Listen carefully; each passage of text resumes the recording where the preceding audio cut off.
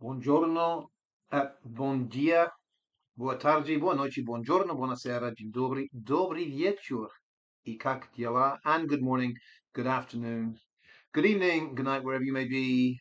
Jay, Slater case.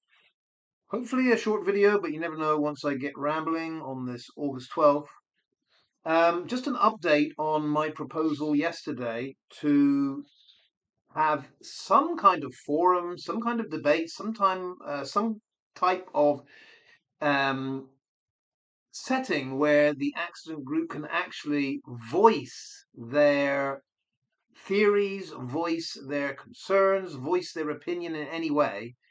Because, as I said, all we have from this group is, I've come up with a new name for them, keyboard warrior cowards. Let's call it KWC, not KFC, but in a sense they are chickens, aren't they? KWC, keyboard warrior cowards. Because it is the strangest thing that all of them have such heartfelt, emotional messages for the whole world. They have something to say, and yet every single one of them can only be a keyboard warrior. Not one of them can put a voice out there. Not one of them could put a face out there. Not one of them can exchange ideas with someone that has an alternative view. It is the weirdest thing. And so what I said yesterday was maybe we can just convince one of them. We only have to convince one of them that it's a good idea and we should do this and this will work. And the update from yesterday was we had convinced one of them that it was a good idea. And that one was, of course, Gobshite. Yeah, Gobshite from Glasgow. She said that she would happily pay, yeah, to watch a Dunk's sluggy debate.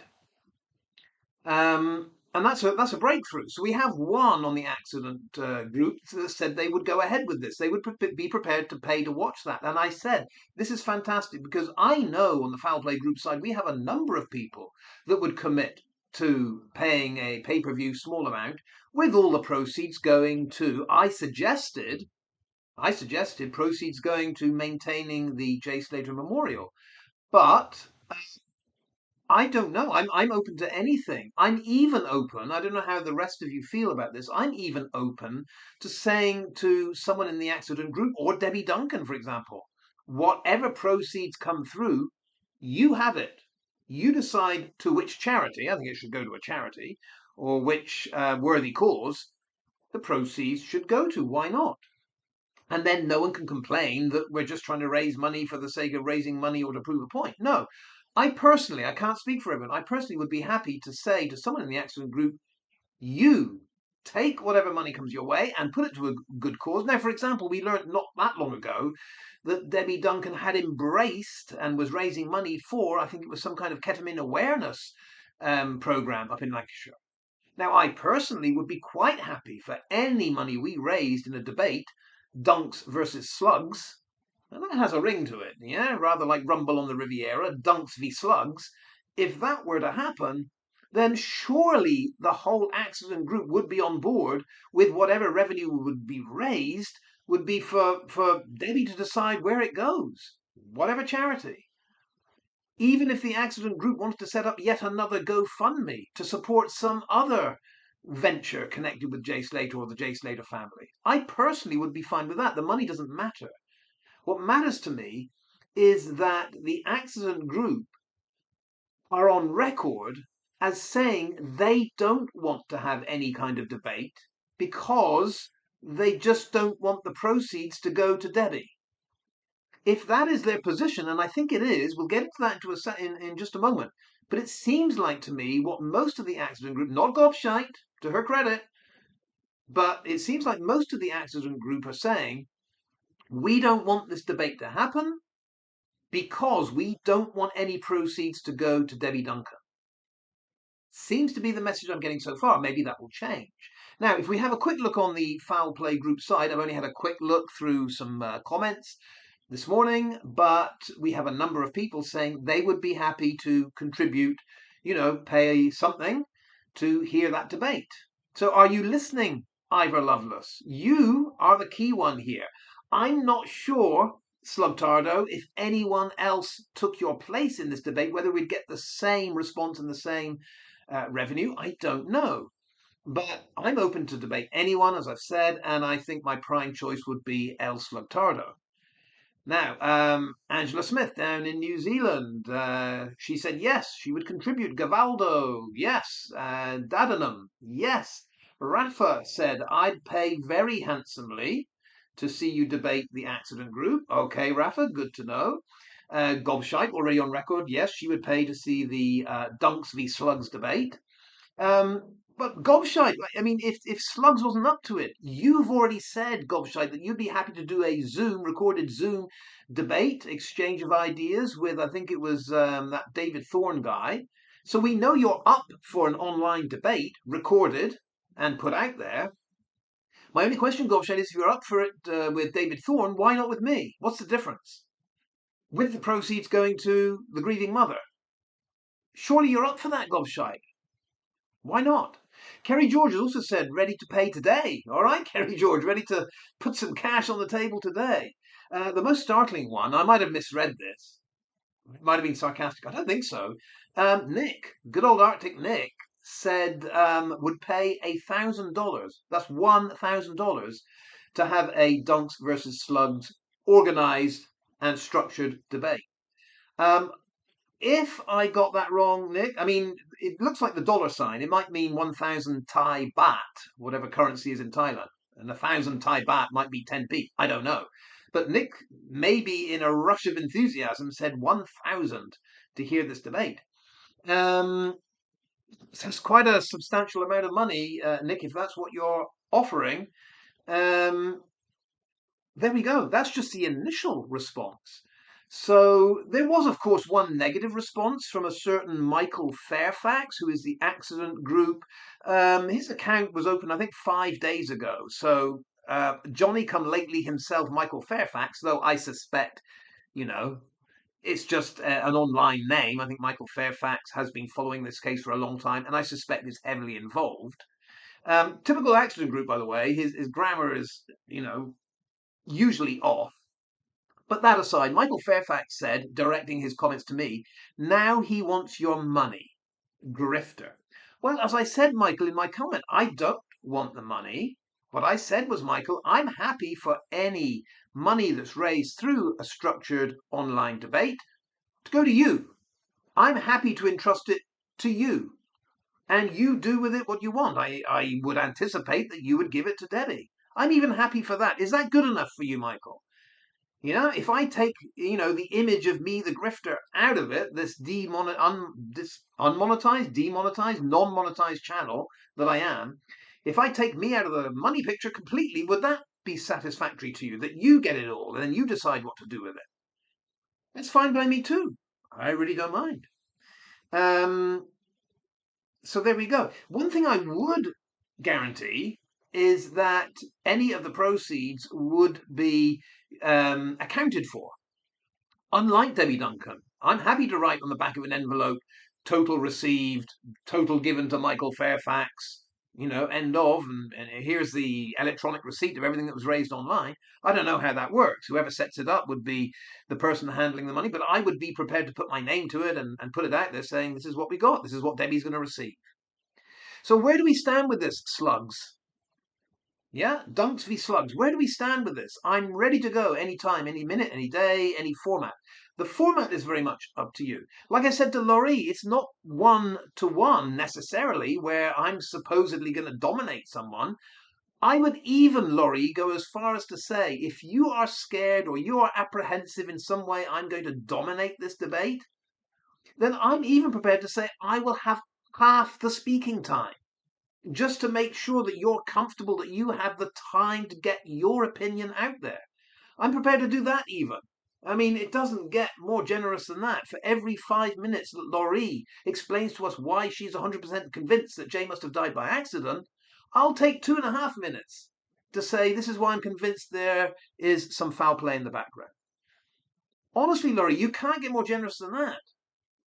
If you want it set up, Laurie, so that your side dominates in time, yeah, effectively you have possession of the conversation twice that I have, I'll even do that just to get a face, a voice, a heartfelt message from the accident group out there, rather than the 100% record we've had so far, which is KWC, keyboard warrior cowards. I'll do anything for that. So how's this going to go? Let's see if the accident group go with it. We've got, what looks like a very promising pledge list, and I think that will expand, that will grow. As I say, I personally would be quite happy for anything raised to go straight to Michael Fairfax, straight to El Slugtardo, straight to Laurie, straight to Debbie Duncan. I don't mind. As long as we have something that says it will go to a charitable cause, I think everyone's on board with that.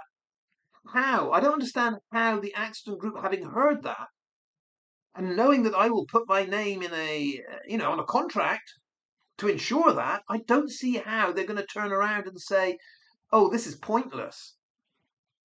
I mean, whatever the outcome of a debate, whatever the audience think about who made their point better, we're going to have raised something for the grieving mother. How can that be a bad thing? That's what I don't understand here.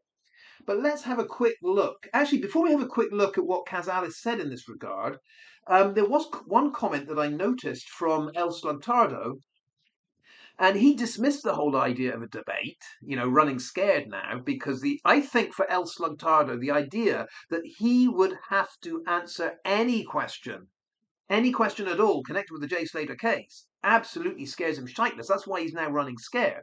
Hopefully he'll man up here and say, yeah, I'll do it. Yeah, for the sake of Debbie, I'll do it. But Sluggy said, we don't need a debate. He said, quote, all the answers came out in the inquest. That's an interesting quote. All the answers came out in the inquest. My question for you there, Sluggy, is all the answers to what? All the answers to what came out in the inquest? All the answers to the mysteries of the universe? No, not at all. Not all the answers came out. There were some answers that came out. I want to focus on just 3 answers that did come out in the inquest. So Luggy's got this partly right, but not all the answers came out in the inquest. Here's one answer that did come out in the inquest. Question. Could foul play have explained Jay's death? We got an answer to that, Sluggy. That was an answer we got. Yeah, Shepherd, pathologist, said, I cannot rule out he was pushed. I cannot rule out he was pushed is another way of saying Jay Slater could have died by foul means.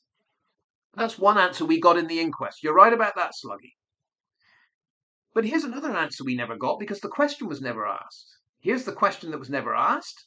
Could the head injury to Jay Slater have been caused by a blunt object smacked as hard as one possibly could to the back of the head? That question was never asked, so we never got an answer from the pathologist. So in that sense, Luggy, that answer never came. For the simple reason the question never came. So you're wrong, Sluggy. Not all the answers came out in the inquest because not all the questions were raised in the inquest. Here's a second example for you, El Slugtardo. Answer. All 5 key witnesses chose not to attend the inquest. Key question. Did all the key witnesses opt to give evidence or give testimony in that first inquest? The answer is no. All 5. So that's one answer we got. All 5 key witnesses in inquest part 1 chose not to attend the inquest. And they did choose not to attend. Because even Brad, who'd booked his holiday to Greece, he still had a choice. He knew that inquest part 1 was going to happen before he went to Greece. He knew that. We know that because Rach said, can we have permission to go to Greece? So even Brad still chose not to go to the inquest for the death of his dear friend, his best friend. He still chose to go to Greece on holiday with his man instead. So the question there, yes, Luggy, we got an answer to that. Yeah? Did all 5 key witnesses in this inquest choose to attend? No, they did not, is the answer. Another answer we didn't get was why they didn't choose to appear. Why didn't they appear? They all knew about it.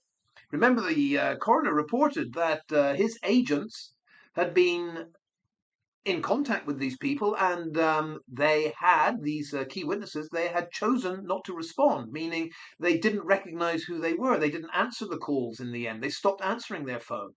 They didn't reply to the emails. So there was obstruction of justice there. Repeated obstruction of justice throughout all 5 key witnesses. So the key question here, Slug, is why did none of them appear in part one? We didn't get an answer to that. Not one that made sense. What, all five didn't know about it? No. Sorry, if that's the answer, that's not true. And I'll just pick one more. Sluggy says all the answers came out in the inquest. Not at all. Let me throw out a question that was never answered in the inquest. What was the last communication that came from Jay's phone? I'll repeat the question. What was the last communication that came from Jay's phone? Now, in the inquest, we were told it was the conversation between Jay and Lucy where the phone call ended and presumably the phone died because there was no activity on the phone and there was no further pings at 8:52 a.m. on that Monday morning when Jay disappeared. That's what DCI Higson said in Inquest Part 2. There's your answer. Right, Sluggy? What was the last communication that came from Jay's phone? It was the 8:52 conversation, Lucy and Jay. And yet, is that the answer? Because we also have in the documentary, never came up in the inquest, I wonder why, we also have in the documentary, there's one more snap that goes from Jay's phone. Destination to Brad. And that last snap says, listen, I'm not going to make it. So, Luggy says all the answers came out in the inquest. I'm saying, no, I didn't. Here's yet another one. That answer, what was the last communication that came from Jay's phone? Well, it came out in the inquest. But if what came out in the inquest, the Lucy and Jay conversation, is true, how do we account for, listen, I'm not going to make it? You either have to say, Sluggy, that last communication, listen, I'm not going to make it, is fake. It was made up later on. Brad and Debbie agreed to lie about that. Or DCI Higson missed something major in the inquest. Which one is it? I don't think we got all the answers in the inquest, Luggy, did we? Let's turn very quickly to what Kaz Alice has said, because she's one of those saying there is absolutely no point for a Dunks v Sluggz debate. Kaz Alice doesn't want a single penny of revenue raised to go to the grieving mother. I don't know why. But Kaz Alice says there's no point. Are you gonna stick with that, Kaz? You're going to stick with this. She's writing this on the Lord Lugworm site, writing to Pope Chris I. Kaz Alice says there's no point. I guess that means for Kaz Alice, any money raised for the Jay Slater Memorial, for Jay's grave in Accrington, for Debbie Duncan, there's no point to raising any money for those good causes, she says. Kaz Alice says even if he himself, she's talking about me, even if he himself could behave in a civilized manner, the chat would not. Well, you're right. I can't control how I debate and what's happening in the chat. But I would suggest, Kaz, that whatever's happening in the chat shouldn't be such a massive distraction that you'd have a meltdown and the whole point of the debate would be out the window. I mean, Kaz, if you really insist there are moderators, or we can have comments turned off even, maybe that's a possibility. But I'm a little bit confused here, Kaz. Are you really saying there's no point to having debate because some comments might be hurty? Hurty words might pop up. Good Lord, I've had 2 years of very severe hurty words. What does it matter? It's a debate. Even if he himself could behave in a civilized manner, the chat would not. This is Kaz having a meltdown about the chat. Was on a live last week, Kaz says. Not a Jay Slater one, but in they come. Well, one person. And the things being said to me were off the wall. So one person saying off the wall things in a chat, in a live, really makes Kaz think it's not worth it, huh? Kaz goes on, saying to me, I know Josh Forshaw's mother. So someone in this live was saying to Kaz that Kaz knows Josh Forshaw's mother. What? And other things I had no clue of. Really, Kaz, is that such a meltdown moment for you? You're in a live and someone says that you know Josh Forshaw's mother and you can't handle it? What stops you just saying, no, I don't? And other things I had no clue about. Okay, just answer that commenter, I have no clue, or ignore them. I don't see what the problem here is, Kaz. And then Kaz goes on, saying things like, I was there when Jay went missing, or I was in Chris's house. Okay, just deny it. Say, I wasn't there when Jay went missing.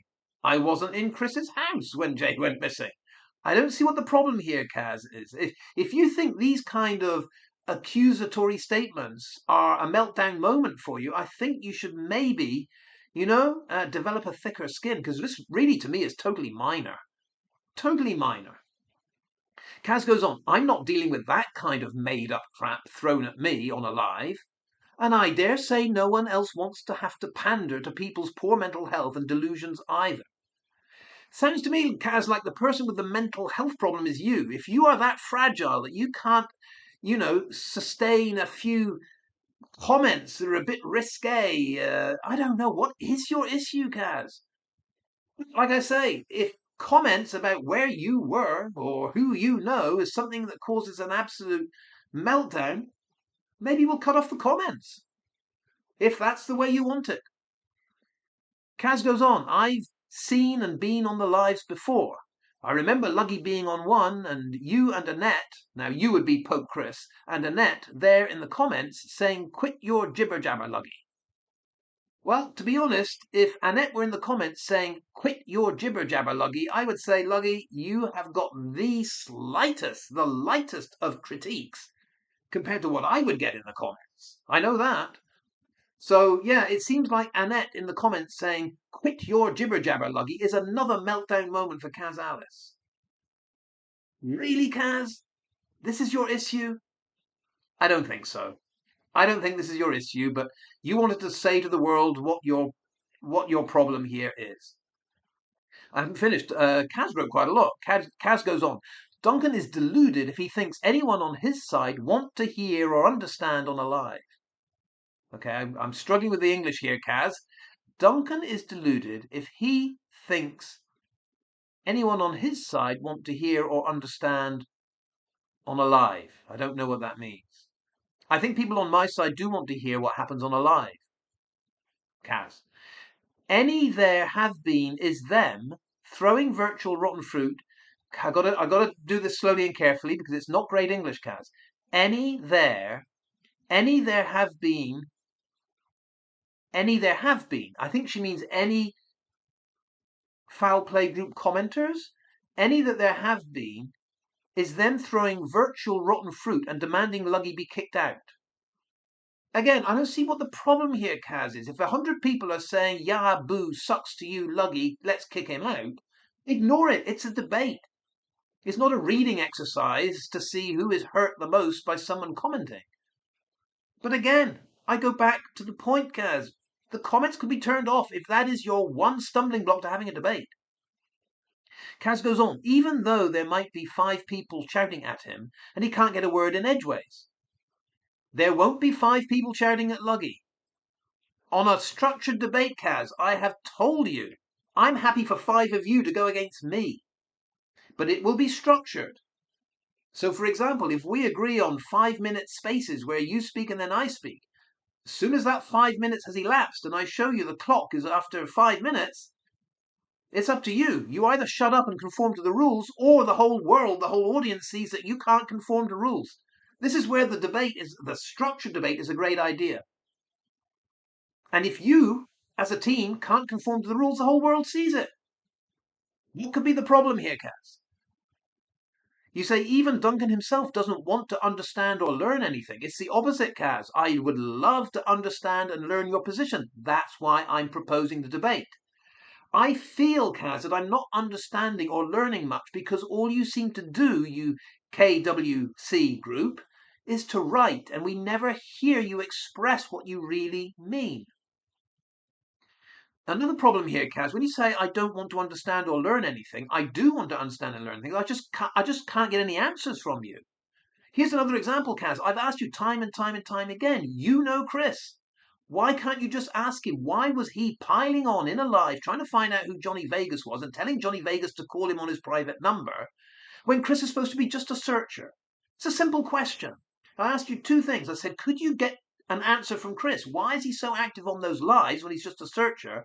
And why has he refused to explain why he's on those lives? It's very simple, but you won't answer that, Kaz. So when you say, I don't want to understand and learn anything, it's not that I don't want to, it's just I can't.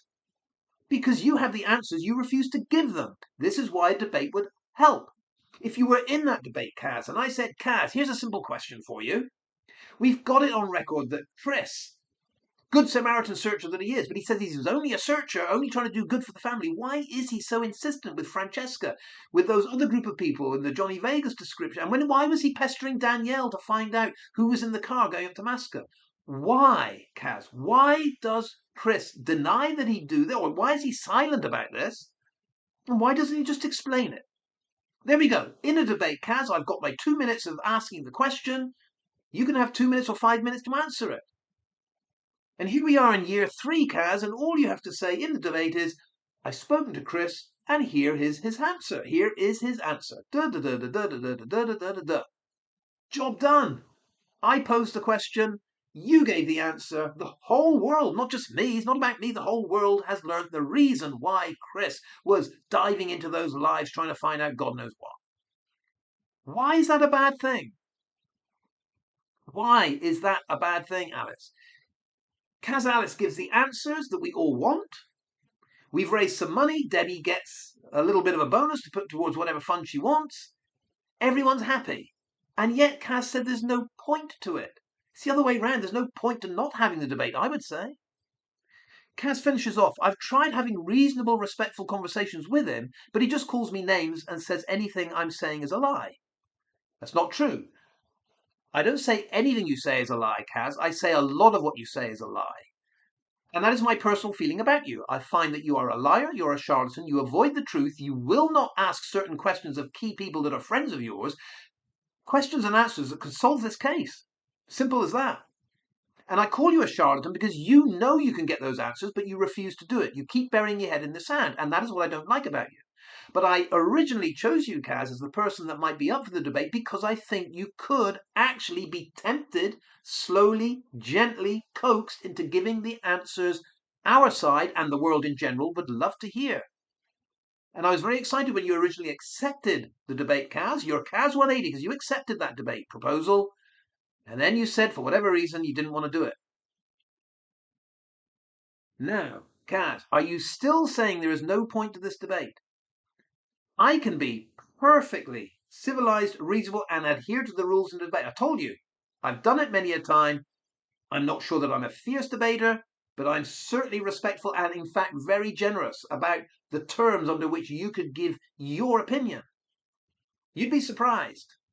I think the problem here, Kaz, is that you, like all of the accident group, are absolutely shite scared that going into a debate with me where you wouldn't have the knowledge, you wouldn't have the wherewithal to react quickly to give a quick, accurate, succinct, and honest answer. I don't think your lot can do it. I know I can. Absolutely, I know I can. Any answer, any question you throw my way, I've got an answer for you.